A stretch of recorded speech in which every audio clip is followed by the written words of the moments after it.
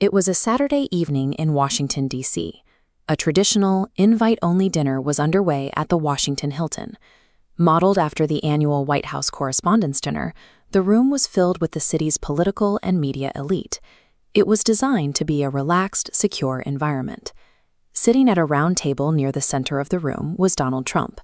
Seated directly beside him was Melania Trump, making their specific table the highest value security priority in the building. The rest of the room read like a directory of national security leadership. Kash Patel, the incoming head of the FBI, was there, along with Tulsi Gabbard, tapped to lead national intelligence. With the president-elect, his family, and the directors of federal law enforcement all gathered in a single, unsecured hotel ballroom, the room contained an extraordinary density of executive power. Inside, the atmosphere was entirely social. Dinner was actively being served, and Trump was deep in conversation with the journalists sharing his table. Then, the calm broke. 7 consecutive gunshots rang out from the corridor, originating just inches outside the closed ballroom doors. The reaction inside was instantaneous. Journalists dropped their champagne.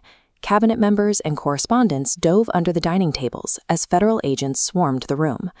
Right at the threshold of that VIP area, security personnel collided with an intruder carrying a shotgun, a handgun, and multiple knives.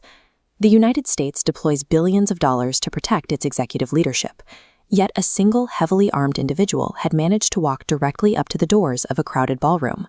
As the shots echoed, the evacuation protocol triggered. Agents grabbed J.D. Vance and rushed him out.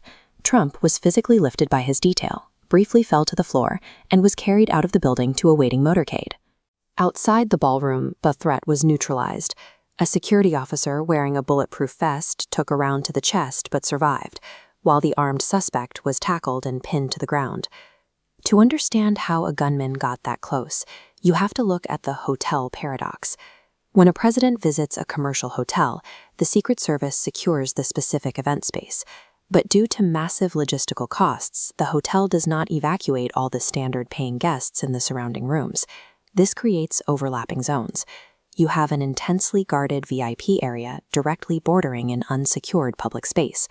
It leaves blind spots where an armed individual can legally walk the halls just feet away from a primary target. Federal agencies are well aware of this vulnerability. In 1981, an assassin fired 6 shots at President Ronald Reagan. That attack happened at the exact same property, the Washington Hilton. Hosting executive leaders in commercial venues forces an inevitable compromise on logistics. Mathematically, establishing absolute safety in a building open to the public is impossible. The man who exploited that blind spot was 31-year-old Cole Thomas Allen, a resident of California. Law enforcement relies on specific profiles to anticipate threats, but Allen broke the mold. He was highly educated. Reports indicate he held a master's degree in computer science from Humtech. Investigators immediately began pulling his digital footprints to find a motive. They are testing 2 distinct theories, whether he was driven by intense domestic political polarization or if he fits the profile of a lone wolf actor acting on personal, disconnected grievances. Almost instantly, internet rumors suggested the breach was a staged PR stunt to garner sympathy. But the physical evidence, the deployment of a shotgun, multiple lethal blades, and a federal officer actively taking a bullet, proves the attacker had a strictly lethal intent.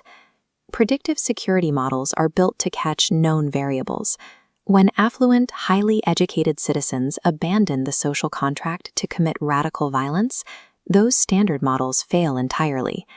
In the immediate aftermath, Trump remained defiant. He reportedly asked his detail if they could just restart the dinner in 30 minutes, though security protocol overruled him, extracting his convoy directly to the safety of the White House. By morning, statements poured in from world leaders, from India's Prime Minister Modi to France's Emmanuel Macron. The overriding tone of those statements was profound relief. This relief was rooted in a specific global fear. Earlier in the year, Trump publicly vowed that if he were ever assassinated, the U.S. military should wipe Iran off the map. That threat is tied to an ongoing cycle of retaliation. During his first term, Trump authorized the strike that killed Iranian General Qasem Soleimani, prompting continuous vows of revenge from Iranian leadership against U.S. officials. The United States spends tens of billions of dollars annually on global intelligence to map out enemy states and prevent international conflict. But on a quiet Saturday night, a single domestic security gap at a hotel ballroom door possessed the kinetic potential to trigger a catastrophic war.